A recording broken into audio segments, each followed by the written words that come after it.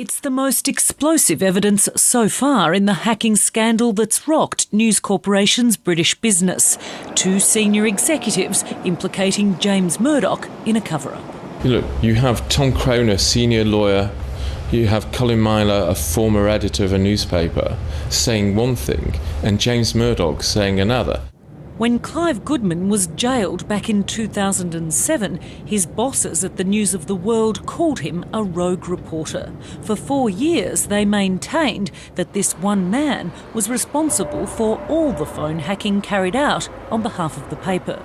But almost all along, these two men, Colin Myler, the editor, and Tom Crone, the News International lawyer, knew otherwise.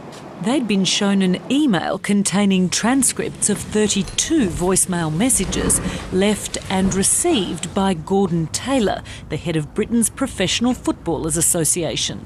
So do you regard the mere existence of email as evidence that phone hacking was taking place beyond Clive Goodman? I said that to the committee on the last occasion. It was evidence, clearly that was the first piece of evidence that we had seen that it went beyond Clive Goodman. Crucially, the email was written by a junior reporter and was headed Transcript for Neville, referring to the newspaper's chief reporter, Neville Thurlbeck.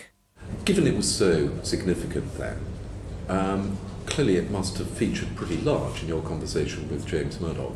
Listen, it was the reason that we had to settle the case, and in order to settle the case we had to explain the case to Mr. Murdoch and get his authority to settle.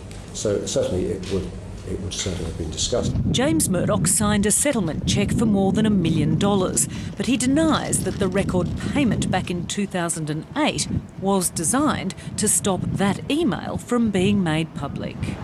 The Parliamentary Committee is now expected to recall James Murdoch to ask for an explanation about inconsistencies between his evidence and that of his former editor and top legal counsel.